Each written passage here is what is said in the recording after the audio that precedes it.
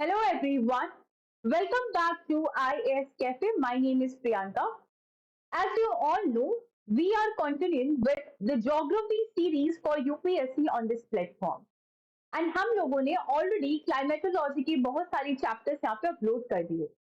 आज का हमारा जो डिस्कशन होने वाला है वो साइक्लोन के ऊपर होने वाला है और इसके बाद हम वर्ल्ड क्लाइमेट को कवर करेंगे।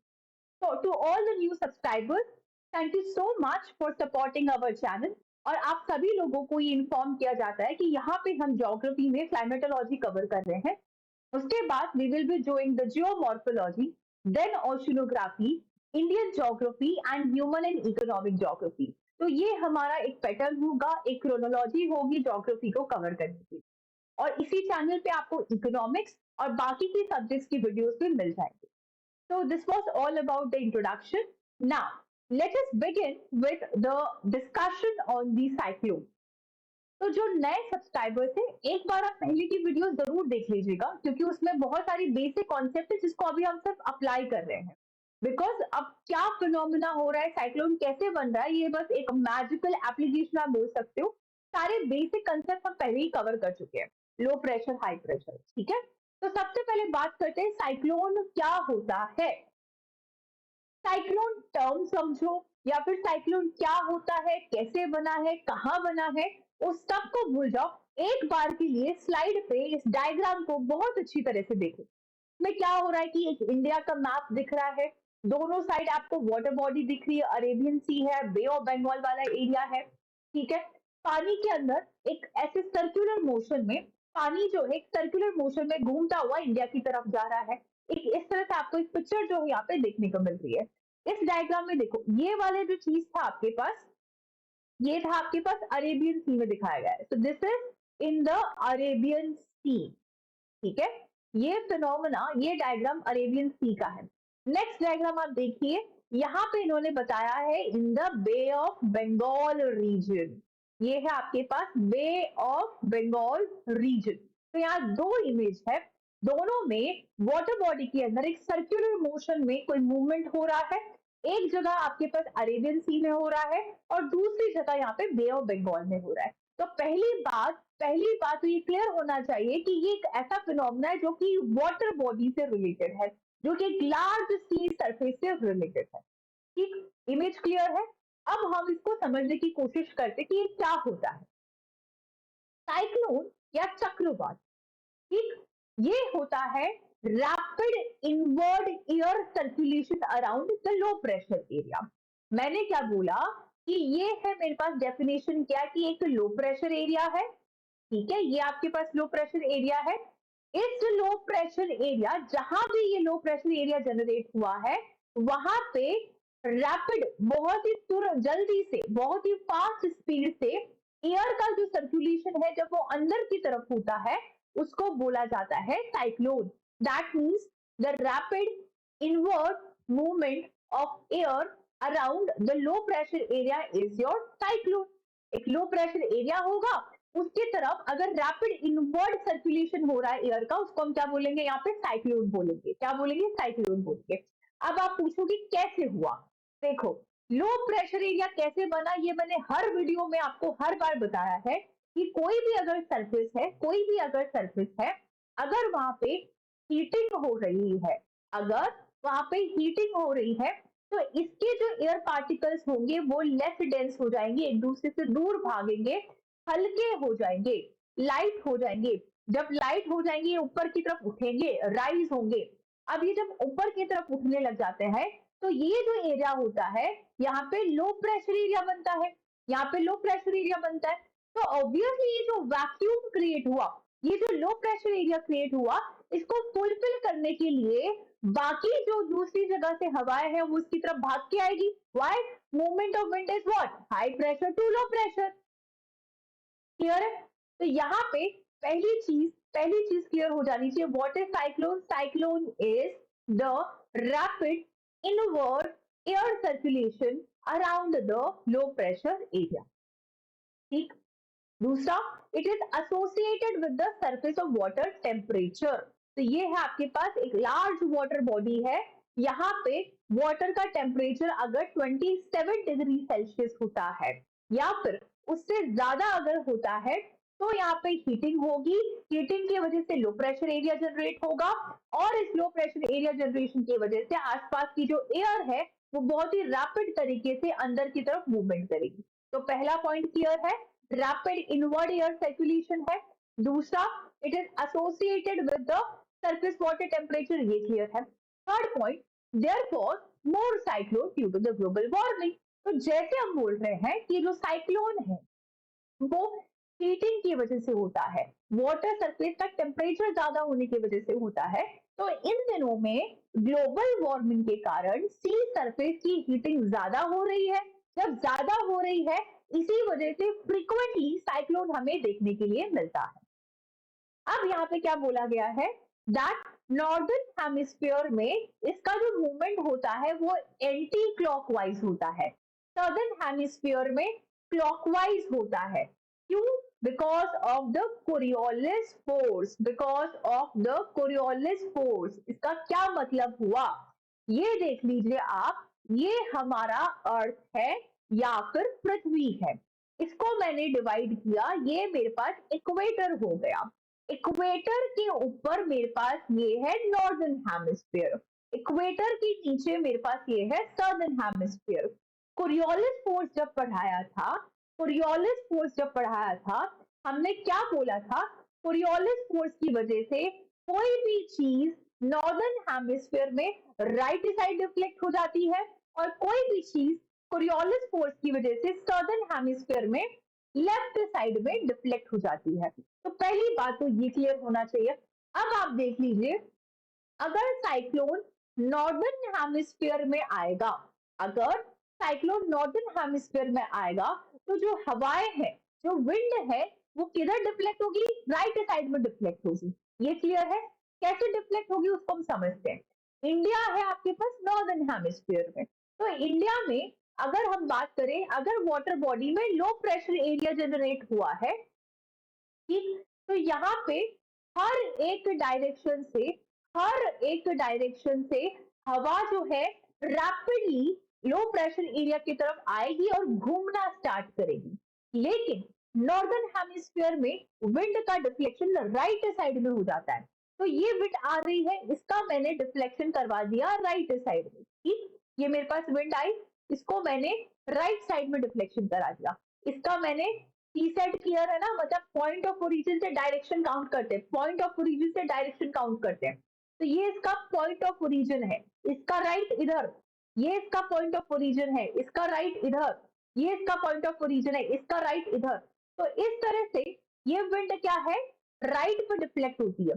तो इस तरह से ये बहुत ही फास्ट स्पीड से इस तरह से घूमना स्टार्ट करती है और ये डायरेक्शन कौन सी हो गई, एंटी क्लॉकवाइज डायरेक्शन। ये डायरेक्शन कैसी हो गई, एंटी क्लॉकवाइज डायरेक्शन। तो नॉर्दर्न हेमिस्फीयर में साइक्लोन का डायरेक्शन कैसा हो जाएगा, anti clockwise.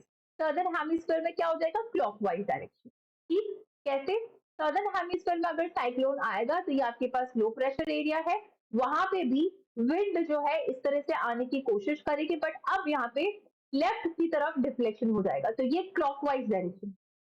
Here, so what is cyclone? Rapid inward air circulation around the low pressure area. It is associated with the surface water temperature. More cyclone due to global warming. Northern hemisphere में anti-clockwise direction है, southern hemisphere में clockwise direction है, और usually जब cyclone आता है उसकी वजह से बहुत सारे violent storms और weather की conditions होती है। अब आपके पास cyclone जो होते हैं दो तरीके के होते हैं। कैसे, ये है हमारे पास अगेन इक्वेटर, या आपके पास tropic of cancer, tropic of capricorn. तो इस ट्रॉपिकल रीजन में अगर साइक्लोन आता है तो ये है आपके पास ट्रॉपिकल साइक्लोन। अगर टेम्परेट एरिया में आता है तो ये हो जाएगा टेम्परेट साइक्लोन। ठीक है, तो cyclones are of two types, tropical cyclone, temperate cyclone. Anti cyclone में क्या हो जाएगा, हवा बाहर की तरफ जाने लगेगी। हम बात करते हैं साइक्लोन में इस तरह से एयर आ रही होती है, एंटी साइक्लोन में ये बाहर की तरफ चली जाती है। ठीक है, और डायरेक्शन उल्टे हो जाएंगे। हमारा फोकस है साइक्लोन के ऊपर। अब पहली बात, पूरी दुनिया में, पूरी वर्ल्ड में, पूरी अर्थ पे, पूरी ग्लोब पे आपको साइक्लोन का फॉर्मेशन दिखेगा, लेकिन उनका जो नाम है वो हर जगह आपको अलग दिखेगा। कैसे? अगर मैं बात करूं, ये इंडिया है, इंडिया के अदर ये अरेबियन सी और ये आपके पास क्या, बे ऑफ बंगाल। तो इस एरिया में अगर साइक्लोन का फॉर्मेशन होता है तो उसको हम साइक्लोन ही बोलते हैं।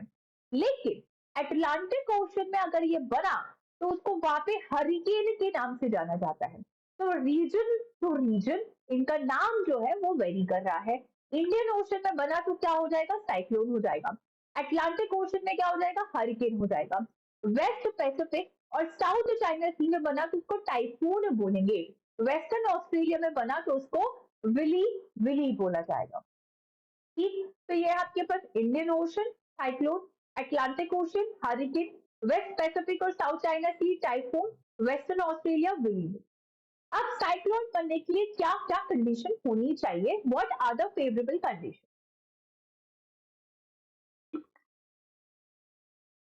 तो what are the favourable condition? सबसे पहली बात, एक बहुत बड़ी वाटर बॉडी यानी कि लार्ज सी सरफेस आपको चाहिए। तो पहली condition, you need a large sea surface जिसका टेम्परेचर या तो 27 डिग्री सेल्सियस हो या फिर उससे ज्यादा हो। That means for the formation of the cyclone you need a high temperature 27 और more than 27 degree centigrade of water body temperature. दूसरा, कोरियोलिस फोर्स। देखो, अब हमने क्या बोला, ये लो प्रेशर एरिया है और ये लो प्रेशर एरिया में हवा जो है इसकी तरफ आएगी, तो कोरियोलिस फोर्स की वजह से ये घूमती है, डिफ्लेक्ट हो जाती है। तो कोरियोलिस फोर्स होगा ही नहीं तो ये हवा घूमेगी ही नहीं, घूमेगी नहीं तो साइक्लोन कैसे बनेगा? तो एक दूसरी कंडीशन क्या हो जाएगी, साइक्लोन बनने के लिए आपको कोरियोलिस फोर्स की जरूरत होगी। देखो, इक्वेटर पे there is no Coriolis force, इसी वजह से इक्वेटर वाला जो एरिया है, डोल्ड्रम वाला जो एरिया है, वहां पे आपको कभी भी साइक्लोन बनता हुआ नहीं नजर आता। दूसरी कंडीशन यहाँ पे क्या हो जाएगा, that a pre-existing weak low pressure area and upper divergence above the sea level system and vertical wind stream difference, जो कि कोई खास बात नहीं, अभी आप फॉर्मेशन में समझ जाओ। ठीक, अब हम देखते हैं फॉर्मेशन। मेन चीज है कि फॉर्मेशन कैसे हुआ। पहली चीज यहाँ पे आप देखेंगे, ये मेरे पास एक लार्ज सी सरफेस एरिया, ये है मेरे पास एक लार्ज सी सरफेस एरिया। यहाँ पे सबसे पहले लो प्रेशर एरिया जनरेट हुआ। ठीक है, तो ये लो प्रेशर एरिया जनरेट होता है। पहले इस चीज को समझते हैं। साइक्लोन जो है, इंडिया के केस में साइक्लोन जो है या तो आपको मॉनसून के पहले मिलेगा, या तो आपको मॉनसून के पहले मिलेगा या फिर मॉनसून के बाद में मिलेगा, पोस्ट मॉनसून। तो mostly there are two situations, that is the pre monsoon cyclone या फिर the post monsoon cyclone. Give me a second. Okay, तो प्री मॉनसून साइक्लोन या फिर जो पोस्ट मॉनसून साइक्लोन है, दो कंडीशंस होती है। क्यों? क्योंकि हमने क्या बोला, टेम्परेचर कितना चाहिए आपको, 27 डिग्री सेंटीग्रेड।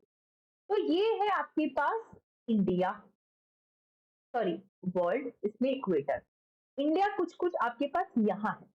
अभी हमने पहले के लेक्चर्स में पढ़ा कि ये जो है आपके पास इक्वेटर होता है और यहाँ पे जब सन डायरेक्ट होता है तो ये बहुत ज्यादा क्या होती है, हीटिंग होती है और यहाँ पे जो ट्रेड विंड होती है वो आके कन्वर्ज करती है और इसीलिए यहाँ पे आईटीसीजेड की कंडीशन बनती है। लेकिन जब आपके पास ये सन जो है ऊपर की तरफ शिफ्ट होता है नॉर्दर्न हेमिस्फीयर में, तब आईटीसीजेड भी कुछ ना कुछ ऊपर की तरफ शिफ्ट होगा, इसको बोलते हैं शिफ्टिंग ऑफ आईटीसीजेड। तो जब आईटीसीजेड यहाँ पे शिफ्ट होता है तो ये जो इंडिया है, इसके आसपास की जो वाटर बॉडी है वो भी हीट होना स्टार्ट होती है। समझ रहे हो क्या इस चीज को? मैं क्या बोल रही हूँ, ये थोड़ा बड़ा डायग्राम बना लेती हूँ। ये है मेरे पास अर्थ और ये है मेरे पास एक,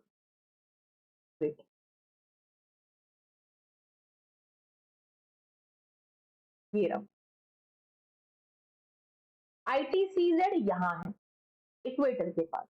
बट समर के अंदर जो सूर्य है, जो सूरज है, वो यहाँ आते हैं, ऊपर की तरफ शिफ्ट होते हैं। तो जिसकी वजह से ये आईटीसीजेड भी ऊपर की तरफ शिफ्ट हो जाता है और ये इंडिया की जो वाटर बॉडी है वो हीट होना स्टार्ट हो जाती है। जैसे ही मॉनसून खत्म होता है, ये सूर्य जब वापस नीचे की तरफ शिफ्ट होते हैं, तब वापस ये चीज क्या होती है, हीट ऑन स्टार्ट होती है। तो यही कारण है कि इस टाइम पे हीटिंग होती है और प्री मानसून और पोस्ट मानसून में आपको जो साइक्लोन है वो फॉर्मेशन जो उसका दिखता है।